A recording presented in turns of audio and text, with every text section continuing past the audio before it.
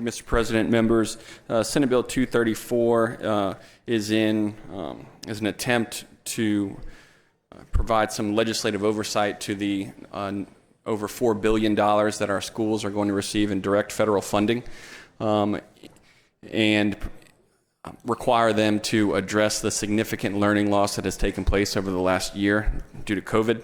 I have some amendments that I'd like to offer up now to put the bill in its proper posture. Amendments by Senator McMath. They are set number 2048. 2048. On your amendments. Thank you. The amendments I'm asking you to adopt today brings the bill in a total alignment with existing regulations as to how schools are to support students who are performing below grade level. I've worked very closely and tried to work diligently with the School Board Association, the superintendents, teachers, and my fellow colleagues to give the schools as much leeway and autonomy when it comes to developing these plans to address learning loss. As the bill is written now, and with these amendments that we've just adopted, the schools, the school board associations, the school boards can provide their own plans, which they're actually already supposed to do according to BESI regulations. And assuming that these plans will be approved by Department of Education, they can go forward with how they're attempting to address the learning loss within their school boards. If they do not provide a plan, or if that plan is not approved, there are certain prescriptive measures in this bill, some basic requirements for the schools to implement in addressing learning loss. I'd be happy to answer any questions. Okay, Senator Bernard, is your question on the amendment or on the bill? Okay, is there any objection to the adoption of the amendment? Seeing no objection, the amendment stands adopted. So, Senator Bernard, you have a question on the bill?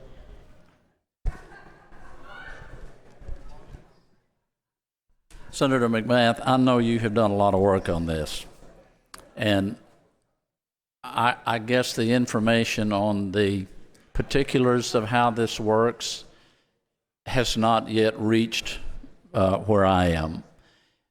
You were gracious enough to talk to the superintendent of school association, the president of that, but somehow between that time and now, all of my superintendents just feel like this is another layer of responsibility that, while well-intended, it's just something they're not prepared to take on and do.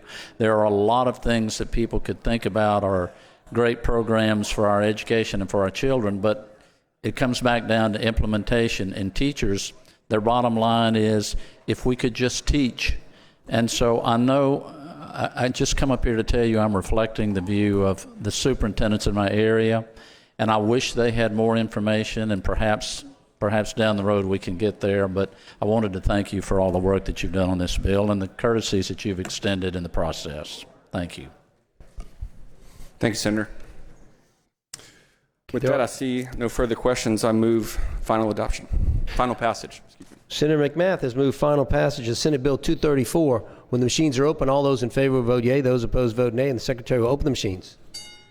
Vote machines. Senator Smith, yes. Senator Harris, yes. Are you through voting? Senator Tarver, yes. Close machines.